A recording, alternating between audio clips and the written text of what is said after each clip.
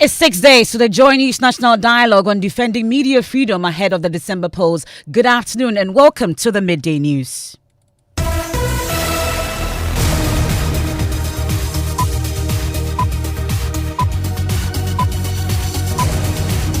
The news is live on Joy 99.7 FM here in Accra and Kumasi. We are on Love 99.5 FM affiliate across Ghana's 16 regions. You're on myjoyonline.com, live on Kekeli Radio in Ho, ATL FM in Cape Coast, Ganga FM in Jirapa. We're live on X Spaces. You're on Facebook. The Midday News is supported by Petrol Sol Platinum Energy, energizing dreams. This afternoon, opposition NDC promises a solution-driven manifesto set to be unveiled tomorrow as the party gears up for the 2024 elections. The NDC Manifesto will be a very superior document to that of the MPP and will prefer solutions to some of the challenges that we are having.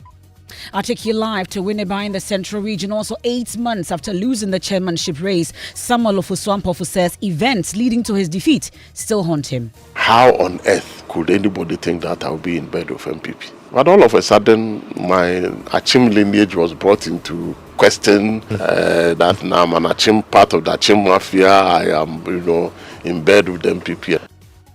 Also, this afternoon, President Akufo-Addo has pledged to accept the people's will in the upcoming polls. We will continue to do so to ensure that the will of the people is respected. A peaceful and credible election is crucial for the stability and progress of our country. Independent Power Generators Ghana calls for a comprehensive legal review of all existing power agreements after a U.S. court ruling awarded $111.4 million to oil giant Trafigura in the latest judgment debt case.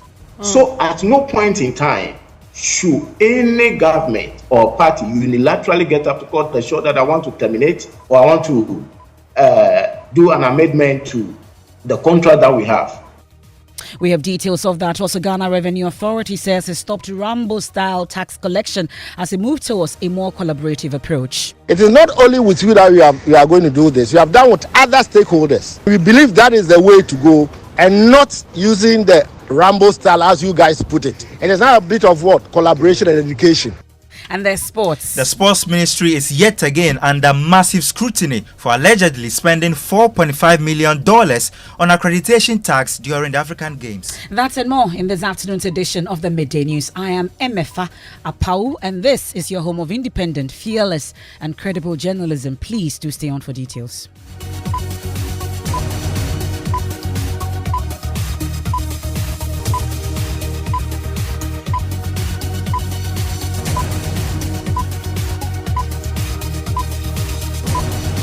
Many thanks for staying with us. Let's start off from the election headquarters.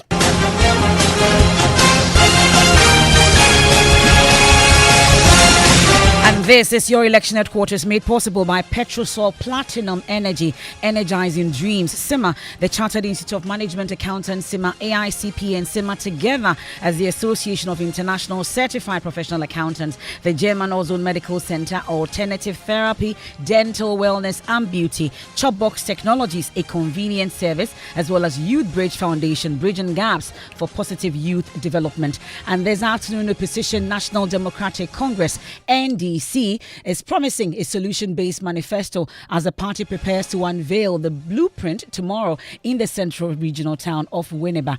Although the document is yet to be made public, speeches by the party's flag bearer on the campaign trail gives an idea of what is likely to feature. Maxwell Agbagba has more. Supporters of the National Democratic Congress (NDC) gathered at the Jubilee Park in Tamale for the launch of the party's campaign. This event marked the beginning of what is expected to be an intense campaign period. Since the launch, the NDC flag bearer has toured the Upper East region, launched the Youth Manifesto at UPSA, engaged with the young people at Bukum, toured the Volta region and more. Key among his messages, which gives an idea of what will be featured in the yet to be launched NDC Manifesto, is a proposal for a 24-hour economy. And it's not like what the MPP said, we have the men, and we didn't know they were area boys. And our first priority is going to be job creation. And that is why I'm proposing the 24-hour economic policy. And that's why I'm saying in every district, we're going to create farmer service centers. And at the beginning of the farming season, we'll give you all the inputs that you need. The establishment of a women's development bank is also high on the agenda for the NDC flag bearer if elected. This, he says, will provide Ghanaian women with loans for their businesses. The NDC flag bearer has also indicated that scrapping what he describes as obnoxious taxes will be a priority. They include the betting tax and e-levy. The matter be street matter. It be street matter. Yeah, if you talk pidgin. Exactly, make that one pidgin. So my boys and girls on the streets, they are very happy. You see, boys they hustle and job no day. So now the bet they do small, get money for gobe. So we talk already. Say where we come. The betting tax will go remove them. E-levy too will go remove them.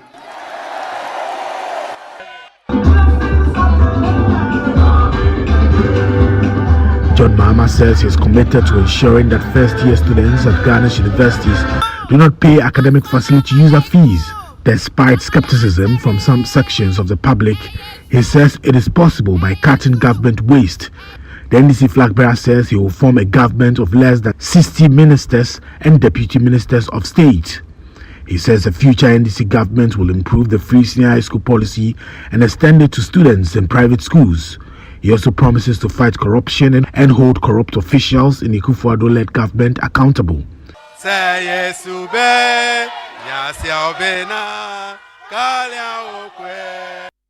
And that's Maxwell Agbagba's report. Now, members of the manifesto team met the Council of Elders of the NDC to brief them on this particular document. Former chairman of the NDC, Samuel Ofosuampo, tells Joy News the party will present a superior document. Tell you that our manifesto, our people's manifesto, always responds very positively to the wishes and aspirations of the people of this country.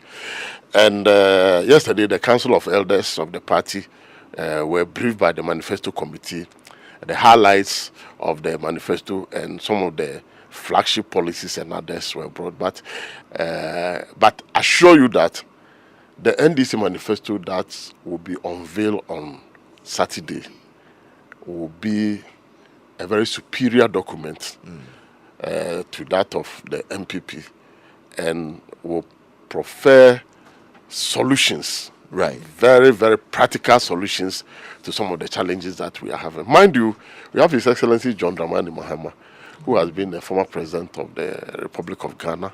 He has seen it all before. He's a man who is on top of his job. Today, when you call him for an interview, he can give you all the policies, the programs, and the projects that were executed under his watch without looking into any book. He knows exactly where he's taking this country to. And after the manifesto, Ghanaians will know that the NDC will be a better option, right, to entrust the future, the destiny of this country than the MPP. That's Samuel Ofosuampo. I have more from that interview with Lexis Bill on personality profile. But let me take you live to Winneba in the central region where the NDC is set to launch this particular manifesto. And our correspondent Eric Asante is engaging the mood for us. Eric, what exactly have you witnessed so far? So, Emefa, the stage is set for the NDC to launch its manifesto for the 2024 general election. The Anamwa Mensa Auditorium of the University of Education, Winneba. The venue is currently being decorated in the NDC colors. Scores of supporters and well-wishers have started throning the constituency with some level of enthusiasm. These supporters have touted the manifesto to profess bold solutions to the country's current economic and social challenges. Emefa, there's also the business aspect where vendors have started looking for space to sell. If you've not booked a hotel yet, I can tell you that all hotels and guest houses here in the Afutu constituency, specifically Winneba, is full. The event will be in attendance, the flag bearer of the party, and of course, other dignitaries here at the Afutu constituency. So MFR all is set for the NDC to launch their 2024 manifesto here in Winneba. Well, this is the majority leader's home, or his constituency, I should say. I'm curious about what the talk really is among the Winneba township. So those with NDC persuasion, they believe that their manifesto tomorrow is going to be superior as compared to what Ghanaians witnessed a week ago when the NPP launched DS in Takoradi. Of course, those who also say the party colors with the majority, they are talking about the NPP supporters, also say that, well, the NDC has nothing to offer to Ghanaians. So, diverse opinion depending on one's persuasion here in the constituency. Okay, that's Eric Asante, our Central Regional Correspondent there. And of course, your election headquarters will be bringing you live coverage of that particular NDC Manifesto Launch in Winneba tomorrow. But I'll stay a while longer on matters relating to the NDC. And we've been hearing from Samuel Ofuswampof, who is the former chairman of the party. He was beaten by the current chairman, Johnson Asiedu Nketia, at that last election of the National Delegates Congress. Well, 10 months or so on, Dr. Ofuswampof is yet to come to terms with that particular defeat. He's been speaking on personality profile with Lexis Bill. He says events leading to the contest still haunt him. Well, how do you react to an allegation that somebody who was part of the formation of NDC and has risen through the rank to become a national chairman is all of a sudden being labeled as MPP? How do you react? If you react to such allegation, I think that you will not be making any sense. So I thought that, look, if in people's wildest imagination would think that having worked for the party for all these years and brought the party to where it is, and we're almost cruising to power, and once we win power, and as a national chairman of the governing party, whatever that I need, it could be at my beck and call. How on earth could anybody think that I'll be in bed with MPP? But all of a sudden, my Achim lineage was brought into question. That now I'm an Achim, part of the Achim mafia. I am, in bed with the MPP. From 1992, when this party was organized, we haven't had such acrimonious environments where press conferences are organized and then accusations and insults and all those things. I have not seen it before. And I still feel that we need to sanitize the campaign or environment when it comes to internal elections. That's Samuel Ofuswampof. You want to catch that full interview with Lexis Bill on personality profile on Joy 99.7 FM on all our social media platforms. I'll turn our attention to the camp of the NPP, and President Akufo-Addo has assured he will respect the will of the people in the December 7 general elections. He's been speaking at the University for Development Studies at Tamale in the Northern Region. I also want to reinstate my commitment to ensuring that the 2024 elections pass off without any incident. My administration is committed to guaranteeing free, fair, and transparent elections.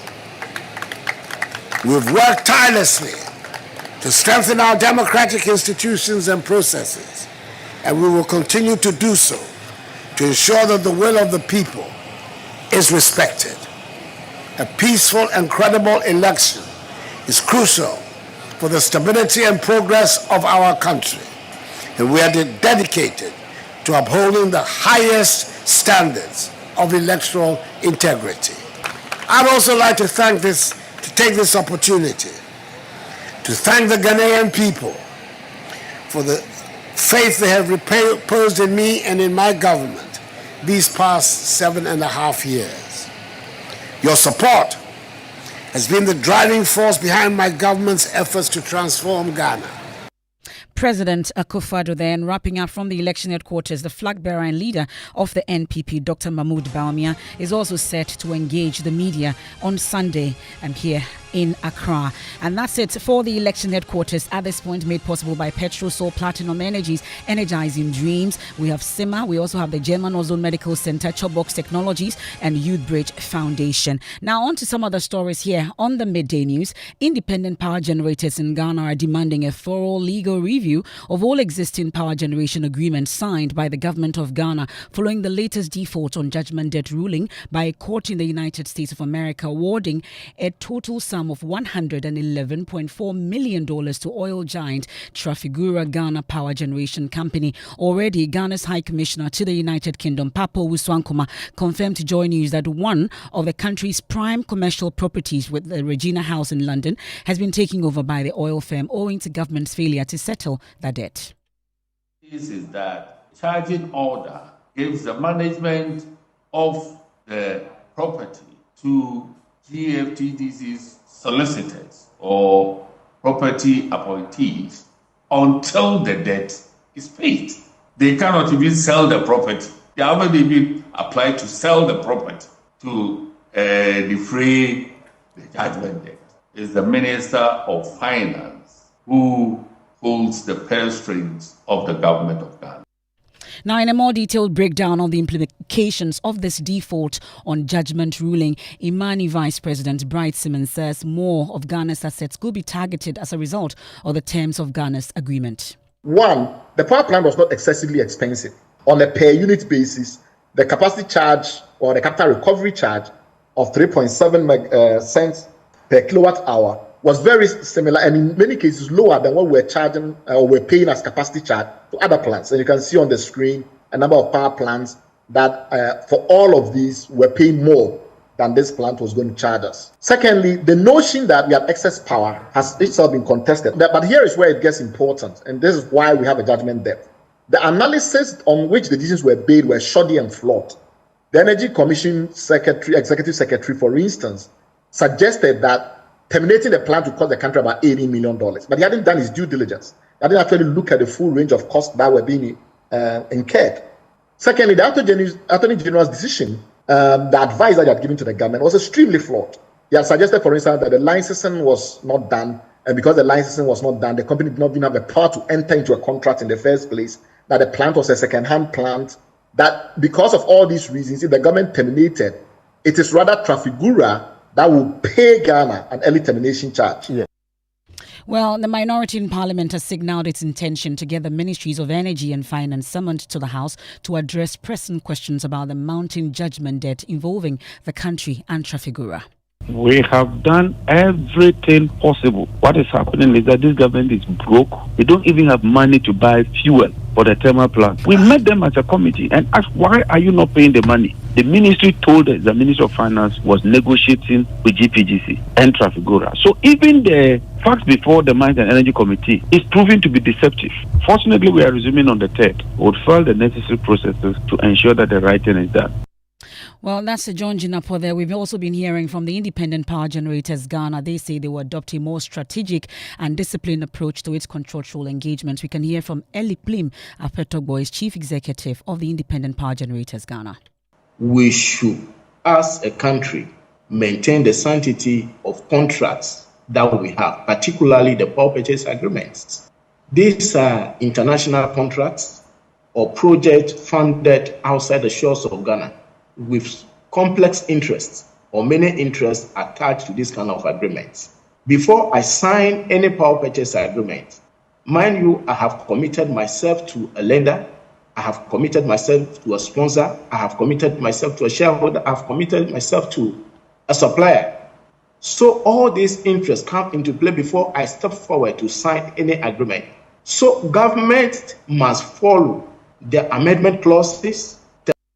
That's Plim Apetogbo, Chief Executive of the Independent Power Generators Ghana. Now, the Ghana Revenue Authority says it is no longer using Rambo-style approach to collect taxes. The authority has been accused by some businesses of harassment, but addressing journalists at a workshop for members of the Parliamentary Press Corps, Deputy Commissioner in charge of operations Daniel Edisi assured all taxpayers, in particular businesses, that the Rambo-style is over. The business community is ready to engage us. Like I did say, taxation is a bit technical.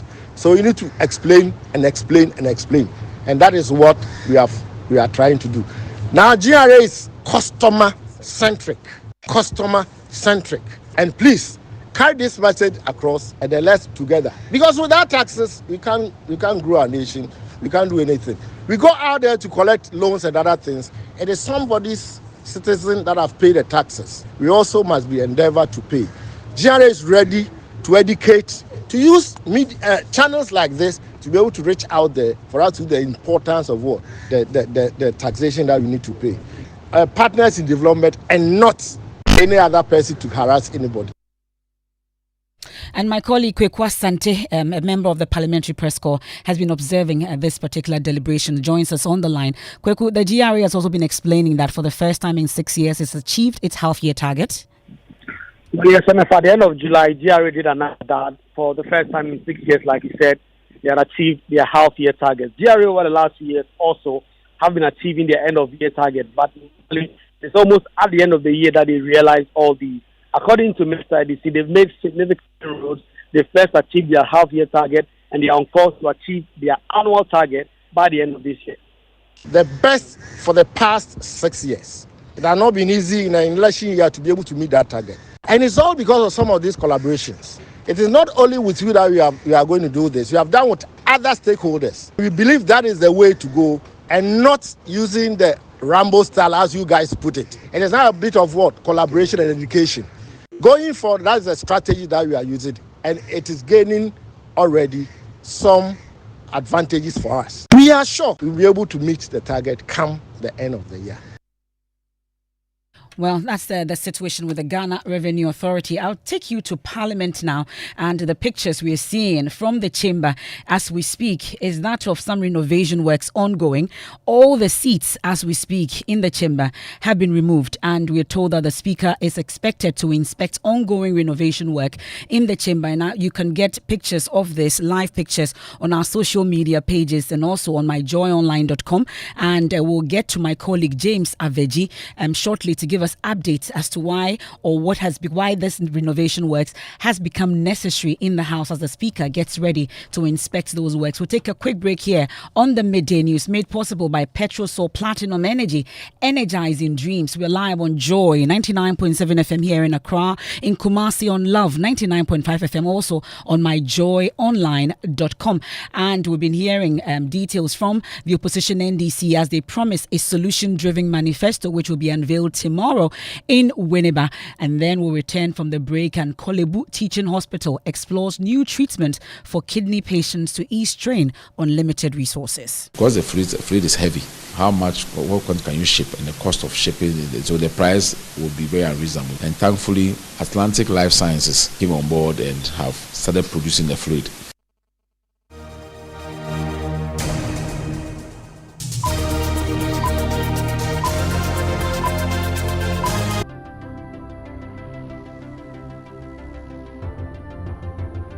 When budgets are tight and money difficult to come by, you want to be sure you get the best value for your money. These are not times to be spending money fixing expensive engine problems because of cheap fuel and lubricants. Drive to a Petrosol station today and buy your quality fuel and lubricants, and rest assured of fuel that lasts long and lubricants that prevent expensive engine problems. Hear the sound.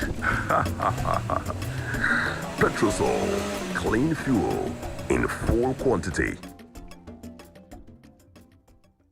The luckiest. Star 712 hash.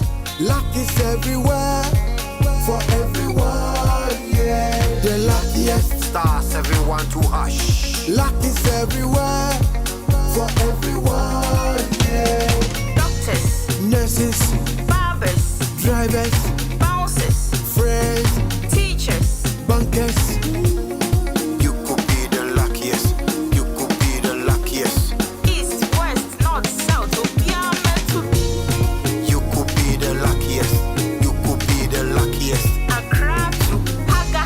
Go. The luckiest. Star 712 hash. Luck is everywhere for everyone, yeah. The luckiest. Star 712 hash. Luck is everywhere for everyone, yeah. Doctors, nurses, barbers, drivers, bouncers, friends, teachers, bankers. Star 712 hash. You could be the luckiest. Thanks for staying with us as we get ready for the Joy News National Dialogue on Defending Media Freedom ahead of the polls. It's time for sports. Mubarak, what do we have? Yes, Emefa. So the chairman of Parliament Select Committee for Youth and Sports, Kobina Wayomi, has alleged that the country spent over $4 million on accreditation at the African Games. Wayomi, speaking to Joy Sports about Ghana's expenditure on the continental event, raised fresh concerns about the Sports Ministry's report. You notice that if you are even a journalist, you know, that is going to cover the event, the process you go through, even the accreditation process, and then your tag that is given, the quality tag that is given. And we didn't see any of this. But do you know how much we spent? As we were told, it's $4.5 million. for that. And so what actually went into it? And so I've even written officially to Atos, so that I need an answer, because they actually worked with a local entity to undertake that project. And we will want to know the details. Yep, Kobina, where you there? That's your spot, Emefa. Thank you very much, Mubarak, for the details. Let me take you now to Parliament. I've been telling you about some ongoing renovation works, all seats removed in the chamber. My colleague, James Aveji, is there. He'll give us better details. Well, James, what exactly is happening? Well, Emefa, as you said, all seats and the carpeting on the floor of the chamber have been stripped off. What you see when you walk in here is the bare concrete floor with some wooden fittings here. Men are still at work laying some wires through the wooden fittings as well as the concrete as part of work ongoing. It doesn't look like things have progressed any far, but we're still waiting for the speaker to come in and do his inspection and tell us what his decision will be moving forward as to whether the house will be recalled back on the 3rd of September or otherwise, Emefa. But from the works you're seeing, is there any indication that this will be completed before the 3rd of September? It doesn't look so, Emefa. And as the speaker began his tour, what exactly has he been saying? He is not in here yet, so we're still waiting on him to come in and to do his inspection, and we'll see what his decision will be. And I guess, are there plans for a change in these furniture that was there before this renovation work? The older ones that have been removed are packed all around the chamber, at the gallery surrounding the chamber. We don't know whether that is the same furniture that will be brought in or new ones will be procured. That is unclear yet.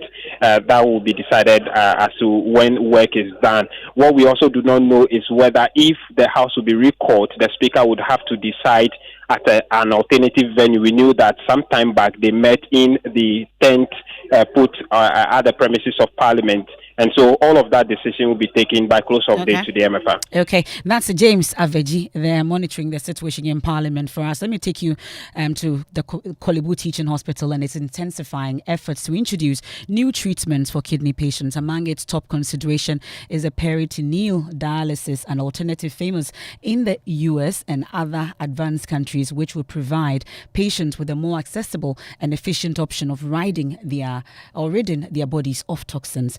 Kolebu's move comes after the recent shutdown of its dialysis unit due to the non-availability of consumables. But CEO Dr. Opokuware Ampoma explains that if this new treatment comes on board, it will make it easier for the patients to access treatment in the comfort of their homes.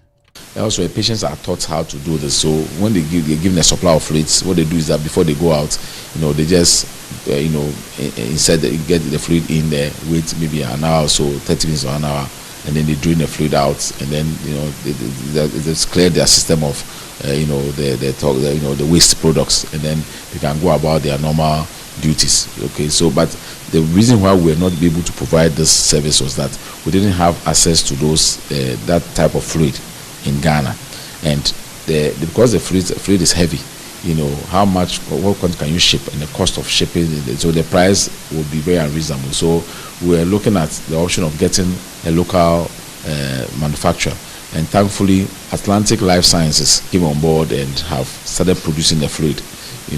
So now that they're producing the fluid, they are teaming up with some of our renal physicians and a team from the US to start a trial in terms of on the local to see how this will work. So once they've done that and done the validation and so on, look at the sort of challenges, how we can address those challenges, we will be able to roll out what we call peritoneal dialysis, because that now becomes another viable option, because in the end it also works out cheaper than the hemodialysis. Well, that's Dr. Opokuware Ampoma there, the CEO of the Kolebu Teaching Hospital. He's also been apologizing for the inconvenience caused by the recent shutdown of the dialysis unit. You can catch the full interview with Evans Mensah on the Pulse and all our social media platforms. And it's time for MNJ. It's a Friday. Jackie, what are people talking? I know the Defend Media Freedom GH, people are talking about it. It's trending ahead of our dialogue. And what else are people talking about? Well, Emefa, the streets is hot this afternoon with violence. But let me start with King Paluta. He was seen explaining his viral word in this song. You know his song Makoma or Defwade and Fancheche. So he has actually been explaining it, causing a whole lot of commotion on social media. But then this morning, Stonebwoy actually posted something that got a lot of people talking. You know, yesterday I spoke about the fact that there's this post by Grammys on some 10 artists who contributed to hip life in Ghana, and they mentioned a lot of names. But then Stonebwoy comes this morning to say that his name should be in there. So let me read his post. He says, why not? Hip life. He says, whoever wrote this article is interestingly missing the name at Stonebwoy, and he comments, at Recording Academy, do due diligence before you publish half-dosed articles aiming to capture the true image of the state of the Ghanaian sound. And people are asking, this is like a story for hip life artists. So why is a dancehall artist seeking to be in this category? Anybody who says that Stonebwoy is just a dancehall artist, that's not no music. That's it. Let's go. And that's how we end today's edition of the Midday News here on Joy 99.7 FM. There's more when you log on to myjoyonline.com. Living Word with Pastor Mensah Otabil is up next. The Principle of Gathering, episode 4. Have a good weekend.